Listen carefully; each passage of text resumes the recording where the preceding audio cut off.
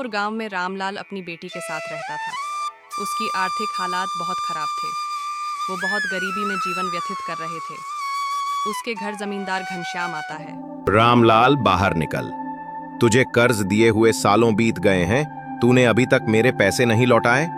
मुझे आज मेरे पैसे चाहिए, नहीं तो मैं तुम सबको धक्के मारकर घर से बाहर निकाल दूंगा। आज मैं तुम्हारी एक नहीं सुनूंगा। दया कीजिए सरकार, कल मेरा बेटा शहर से लौटने वाला है। मेरा बेटा आते ही मैं सबसे पहले उसे आपके पास भेज दूंगा और आपके सारे पैसे लौटा दूंगा। सिर्फ 2 दिन रुक जाइए। कितने सालों तक आपने इंतजार किया है, सिर्फ 2 दिन की मोहलत और दे दीजिए।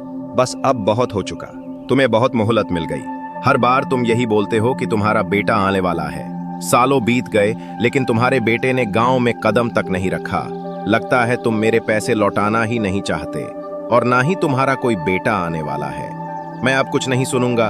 मुझे मेरे पैसे अभी चाहिए, नहीं तो इस घर से बाहर निकलो। नहीं सरकार, दया कीजिए। अगर 2 दिन में आपके पैसे नहीं मिले तो हम खुद ये घर छोड़ देंगे, लेकिन 2 दिन रुक जाइए। अच्छा ठीक है, मैं तुम्हें आखिरी 2 दिन की मोहलत देता हूं। अगर 2 दिन में मेरे पैसे मुझे नहीं मिले तो तुम्हारा सारा सामान बाहर फेंक कर तुम्हें भी इस गांव से बाहर फेंकवा दूंगा। ऐसा बोलकर जमींदार वहां से चला जाता है। पुष्पा अपने पिताजी से कहती है, भैया 2 दिन में आ जाएंगे ना। अगर इस बार भैया नहीं आए तो जमींदार तो हमें गांव से निकलवा देगा। इस बार वो हमारी एक भी नहीं सुनेगा। आज वो बहुत गुस्से में था, आपने देखा नहीं? वो तो आज ही हमें निकाल देता।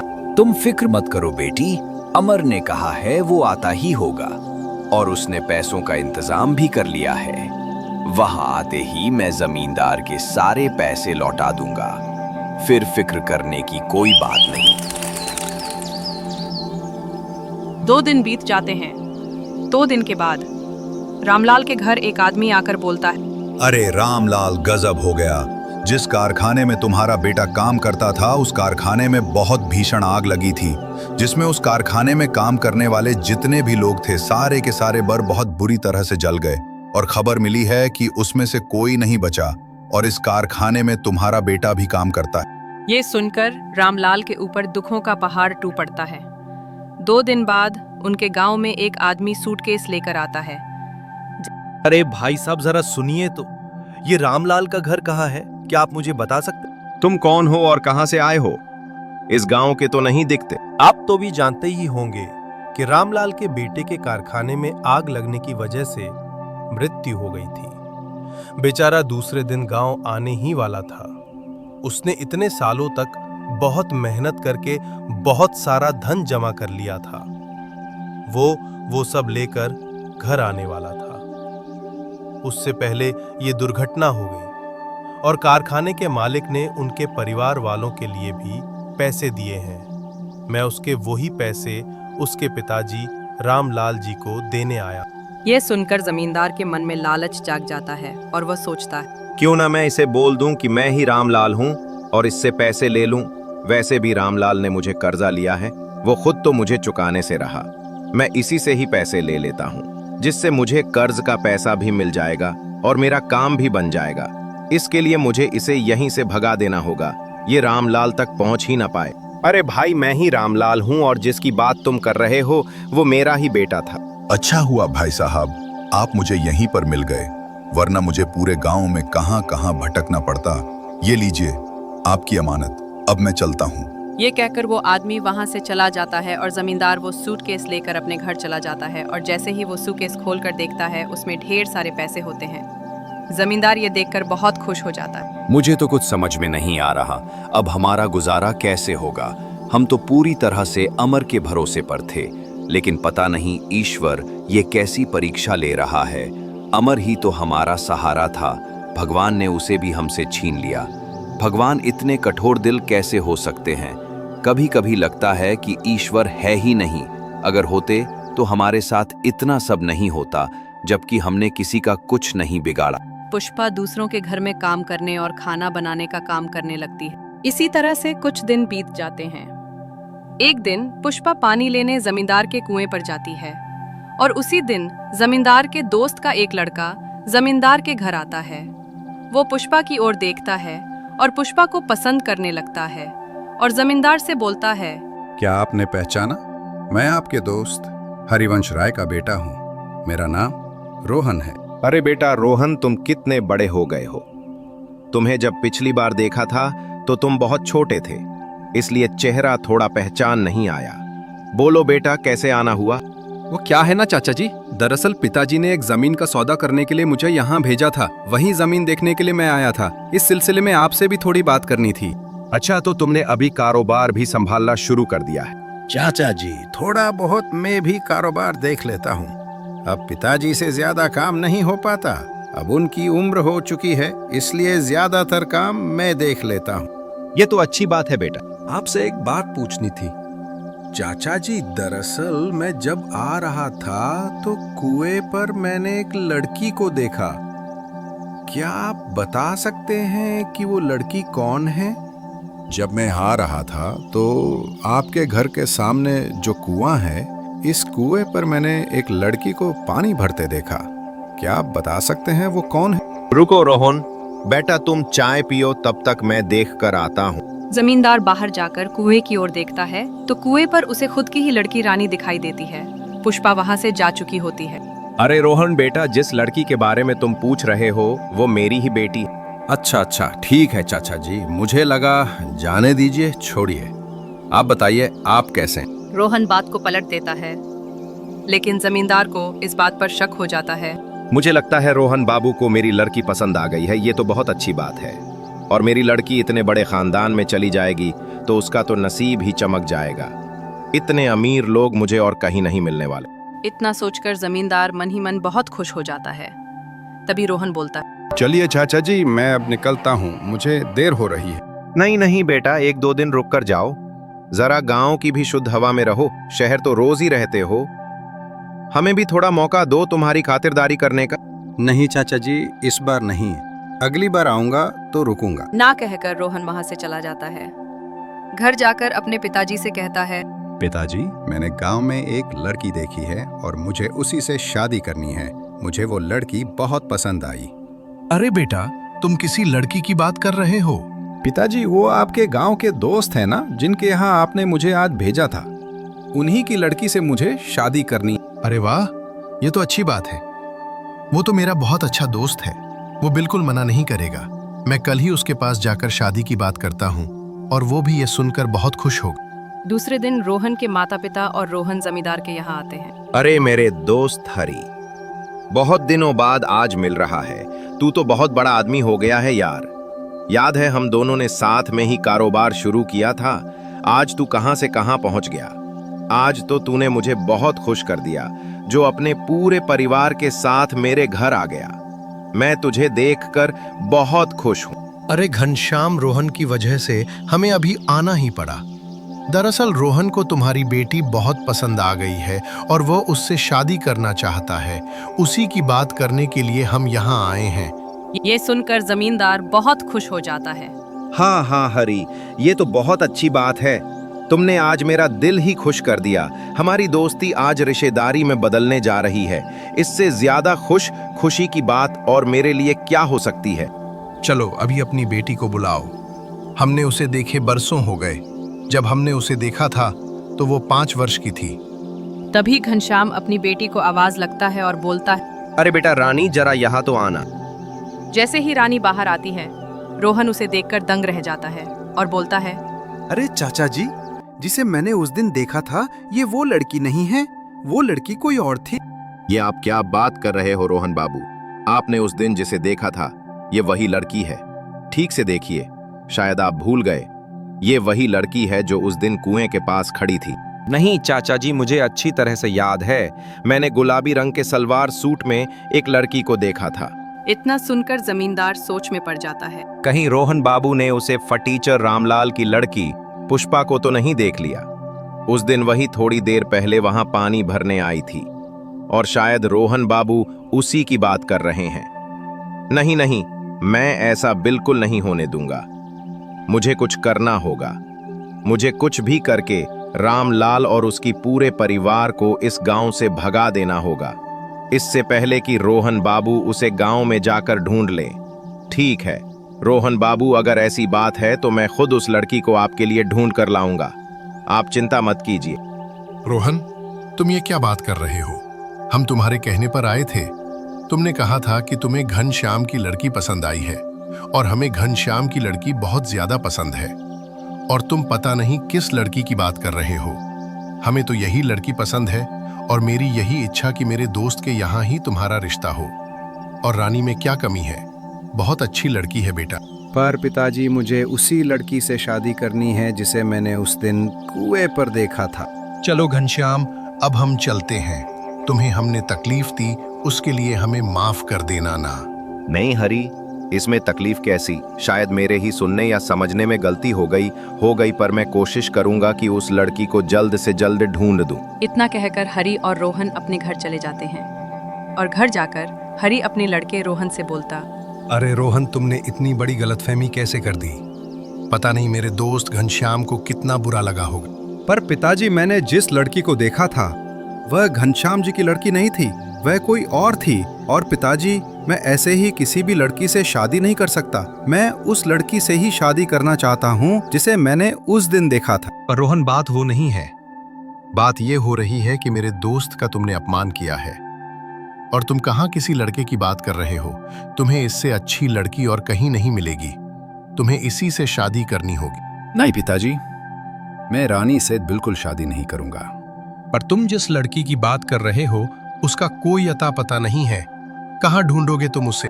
पिताजी, मैं कुछ भी करके उसे ढूंढ लूंगा। ठीक है, अगर तुम्हारी यही मर्जी है तो मैं तुम्हें 7 दिन देता हूँ। अगर 7 दिन में तुमने उस लड़की को ढूंढ लिया तो ठीक, वरना तुम्हें घनश्याम की लड़की से ही शादी करनी होगी। ठीक है पिताजी, आप जैसा ठीक समझ। रोहन बाबू को इस पूरे गांव में उसे फटीचर रामलाल की ही लड़की पसंद आनी थी।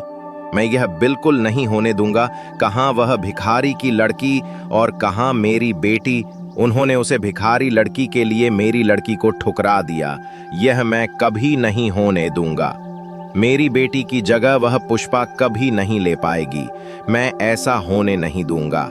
इससे पहले रोहन बाबू दोबारा यहाँ आए, उससे पहले मैं रामलाल को धक्के मार के इस गांव से बाहर निकाल दूंगा। फिर मजबूरन उन्हें मेरी बेटी से ही शादी करनी पड़ेगी। हाँ, यही ठीक रहेगा। अरे मैं तो भूल ही गया, रामलाल को तो पता ही नहीं है कि उसके बेटे के जो पैसे शहर से एक आदमी लेकर आया था वह मैंने ले लिए हैं। मैं इस बात का फायदा उठा सकता हूँ। मैं कल ही जाकर उसे लिया हुआ पूरा कर्जा लौटाने को कहता हूँ। इससे लोगों को भी शक नहीं होगा और मैं उसे कर्ज न लौटने की वजह से गांव से भगा दूंगा। उसका पूरा घर हड़प लूंगा और उसे गांव से बाहर निकाल दूंगा। दूसरे दिन घनश्याम रामलाल के घर जाता है और बोलता है, रामलाल बाहर आओ। रामलाल, तुम मेरे अच्छा होने का फायदा उठा रहे हो। मैं इतने दिनों से चुप इसलिए बैठा हूँ कि तुम्हारा बेटा अभी अभी गुजरा है और उसके गुजरने की वजह से मैं खुद से तुम्हारे यहाँ नहीं आया, पर तुम्हारी राह देख रहा था। पर तुम तो मेरे अच्छाई का फायदा उठा रहे हो। अब मैं कुछ नहीं सुनने वाला। एक तो मेरे सारा कर्जा लौटा दो, और वैसे भी मैंने तुम्हें बहुत ज्यादा मोहलत दे दी है। जमींदार जी, मैं इतने सारे पैसे अभी कहाँ से लौटाऊंगा? मैं कुछ नहीं जानता, मुझे बस मेरे पैसे चाहिए। अगर पैसे नहीं है तुम्हारे पास तो अभी के अभी मुझे ये घर खाली करके दे दो। मैं इसे बेचकर मेरा कर्ज वसूल कर लूंगा। बस अब बहुत हो चुका। नहीं जमींदार जी, ऐसा मत कीजिए। मैं रास्ते पर आ जाऊंगा। मैं इतने दिन से तुम पर तरस खाकर तुम्हें कुछ नहीं कह रहा हूं। इसका मतलब ये नहीं है कि तुम मेरे सिर पर बैठ जाओ। अब मैं कुछ नहीं सुनना चाहता। बस तुम ये घर खाली कर दो और यहाँ से चले जाओ, नहीं तो मैं मेरे लोगों को कहकर तुम्हें घर से धक्के मारकर बाहर निकलवा दूं। चलिए पिताजी, अब हम खुद को झूठी तसल्ली नहीं दे सकते। हम यूं लकड़ियां बेचकर और दूसरों के घर काम करके जमींदार के पैसे नहीं लौट पाएंगे। हमें ये घर छोड़कर जाना ही पड़ेगा। इतना कहकर पुष्पा अपने पिताजी को लेकर घर से बाहर चली जाती है और दूर जंगल में जाकर एक छोटी सी झोपड़ी बनाकर उसमें रहने लगते हैं। और इसी के चलते पुष्पा के पिता की तबीयत खराब हो जाती है और इसी वजह से अपने पिताजी का लकड़ी बेचने का काम पुष्पा संभाल लेती है और किसी तरह से घर चलाने लगती। मैं तो कितना खुशकिस्मत हूँ जो मुझे तुम्हारी जैसी बेटी मिली और मेरी वजह से तुम्हें कितनी मुश्किलों से सामना करना पड़ रहा है। पिताजी, आप ऐसा मत बोलिए। आपकी सेवा करने के लिए मुझे कोई मुश्किलों के सामना नहीं करना पड़ रहा है। आपकी सेवा करना मेरा धर्म है। आपकी सेवा करने में कैसी मुश्किल? पिताजी, मैंने खाना बनाकर रख दिया है, आप खाना खा लेना। मैं लकड़ी तोड़ने जा रही हूँ, जल्दी लौट आऊंगी। मैं पूरा इतना कहकर पुष्पा जंगल में लकड़ी काटने चली जाती है। देखते ही देखते सुबह से शाम हो जाती है, पर पुष्पा जंगल से नहीं लौटी। इसी वजह से पुष्पा के पिता बहुत परेशान हो जाते हैं। रामलाल बोलता है, पुष्पा को अभी तक आ जाना चाहिए था, पर वो अभी तक नहीं आई। कहीं वो किसी मुसीबत में तो नहीं फंस गई। मुझे अपनी बच्ची को जाकर ढूंढना चाहिए। मैं घर पर ऐसे हाथ पैर हाथ रख कर नहीं बैठ सकता। इतना कहकर रामलाल पुष्पा को ढूंढने के लिए जंगल की ओर निकल पड़ता है। रास्ते में रामलाल की तबीयत बहुत खराब हो जाती है और वो चक्कर खाकर नीचे गिर जाता है और यहाँ पुष्पा घर पहुंच जाती है। तभी रोहन पुष्पा को ढूंढते रामलाल के पास आकर खड़ा हो जाता है और बोलता है, बाबा, आप ठीक तो हो ना? रोहन रामलाल को वो उठाता है और किसी तरह उठाकर एक पेड़ के नीचे बिठा देता है और बोलता है, अरे बाबा, आप इस जंगल में क्या कर रहे हैं? आपकी तो तबीयत भी बहुत खराब लग रही है। अरे बेटा, मैं अपनी बेटी पुष्पा को ढूंढने के लिए जंगल में जा रहा था। वो लकड़ियां तोड़ने गई थी, पर अब तक नहीं लौटी। पता नहीं कैसे मुझे चक्कर आ गई। कोई बात नहीं बाबा, बस आप मुझे आपका घर का पता बताइए, मैं आपको आपके घर छोड़ देता हूँ। अदर भी तभी अचानक रोहन रामलाल को लेकर पुष्पा के घर के अंदर आता है और जैसे ही रोहन की नज़र पुष्पा पर पड़ती है, पुष्पा को देखकर रोहन को धक्का लग जाता है और मन ही मन बहुत खुश भी हो जाता है। ये ऊपर वाले तेरा लाख लाख शुक्रिया, आज तूने मेरी सुन ली। अगर मैं आज इस बाबा की मदद नहीं की होती तो मैं यहाँ तक कभी पहुँच नहीं पाता। धन्यवाद ऊपर वाले, जो तूने मुझे इस लड़की से मिला दिया, वरना मुझे घनश्याम की लड़की से शादी करनी पड़ती। पिताजी, आप ठीक तो है ना? बेटा, तुम ठीक तो हो ना? मैं तुम्हें ढूंढने बाहर गया था। पता नहीं कैसे मुझे चक्कर से आ गए थे और मैं बीच राह पर गिर गया था। तभी इन्होंने मेरी मदद की और मुझे घर तक लेकर आए। अगर यह वहां नहीं होते तो पता नहीं मेरा क्या होता। आपका बहुत बहुत शुक्रिया, आपने मेरे पिताजी की मदद की। मैं हमेशा आपकी शुक्रगुजार रहूंगी। बाबा, आप गांव के बाहर इस जंगल में इस ऐसी छोटी सी झोपड़ी बनाकर क्यों रह रहे हैं? तब रामलाल अपनी सारी आपबीती बताता है और जमींदार की सारी करतूत भी बता देता है और अपना बेटा कारखाने की आग में खो दिया ये भी बताता है। ये सुनकर रोहन बोलता है, बाबा, वो कारखाना मेरा ही था, मैं ही उसे कारखाने का मालिक हूँ। दरअसल तकनीकी खराबी की वजह से वो आग लगी थी, उसमें काफी लोग मारे गए थे, लेकिन मैंने मुआवजे के तौर पे सभी परिवारों को 2 लाख रुपए भिजवाए थे। क्या आपको वो पैसे नहीं मिले? बेटा, यहाँ तो कोई भी नहीं आया, हमें कोई पैसा नहीं मिला। अगर मिल जाते तो तुम ही सोचो हम यहाँ जंगल में हो क्यों होते। ये सुनकर रोहन को धक्का सा लग जाता है। रोहन बोलता है, ऐसे कैसे हो सकता है? मैंने तो अपने आदमी को कहकर पूरे पैसे भिजवाए थे। जरूर कुछ गड़बड़ है, मुझे इस बात का पता लगाना पड़ेगा। बाबा, आप बिल्कुल फिक्र मत कीजिए, मुझे 2 दिन का वक्त दीजिए। मैं इस बात का पता लगाकर आपको आपके पैसे दिलवा कर रहूंगा। दूसरे दिन रोहन अपने आदमी को लेकर रामलाल के घर आता है और पूछता है। वह आदमी साफ इनकार कर देता है और बोलता है, नहीं साहब, मैंने वो पैसे इनको नहीं दिए, मैंने वो पैसे रामलाल नाम के आदमी को दिए हैं। उसने ही कहा था कि उसका नाम रामलाल है और मैंने वो सूटकेस उनके पास दे दिया था और वहां से चला गया। मुझे नहीं पता था कि वो मुझसे झूठ बोल रहा है। मुझे माफ कर दीजिए, मुझसे बहुत बड़ी गलती हो गई। क्या तुम मुझे बता सकते हो कि वो आदमी कौन है जिसको तुमने पैसे दिए? हाँ साहब, मैं अगर उसे देख लूं तो मैं उसको पहचान जाऊंगा। मैं तुम्हें 2 घंटे का वक्त देता हूँ। पूरे गांव में पता करो कि वो पैसे तुमने किस दिए और मुझे जल्द से जल्द वो इंसान चाहिए जिसके तुमने वो पैसे दिए। थोड़ी देर बाद वो आदमी दौड़ा दौड़ा आता है और बोलता है, इतना बड़ा धोखा! मैं सोच भी नहीं सकता कि जमींदार इतना गिर सकता है। उसने मेरे बेटे के सारे पैसे खुद रख लिए और ऊपर से हमें घर से निकाल दिया। बाबा आप फिक्र मत करिए, मैं सब ठीक कर दूंगा। अच्छा तो ये बात है, अब मेरी पूरी बात समझ में आ गई। अपनी बेटी की शादी मुझसे करवाने के लिए उन्होंने जानबूझकर पुष्पा के घर वालों को गांव से बाहर निकाल दिया ताकि मैं उसे कभी ढूंढ ना सकूं और मेरी शादी उसकी लड़की रानी से हो जाए। अच्छा तो अब मैं देखता हूं इसे कैसे सबक सिखाना है। बाबा आप चिंता मत कीजिए, मैं सब ठीक कर दूंगा।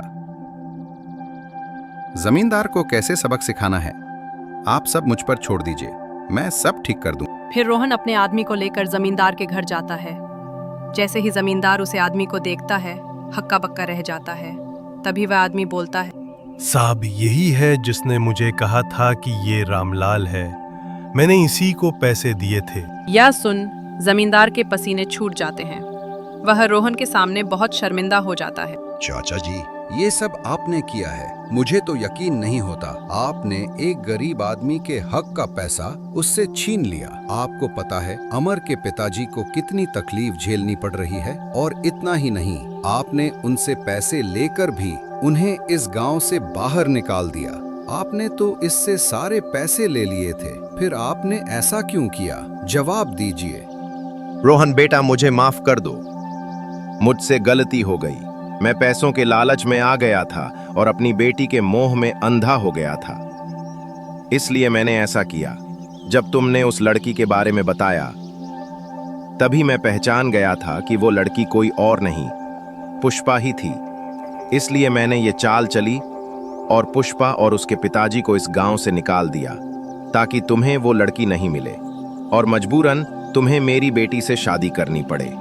मुझे माफ कर दो बेटा, मैं बहक गया था। हरिवंश राय वहां पर आ जाता है। उसे भी ये सारी घटना पता चल जाती है और वो भी जमींदार को बहुत खरी खोटी सुनाते हैं। और फिर रोहन और उसके पिताजी पुष्पा के घर जाते हैं और सारे पैसे उसके पिताजी को देते हैं और उसके पिताजी से पुष्पा का हाथ भी मांगते हैं।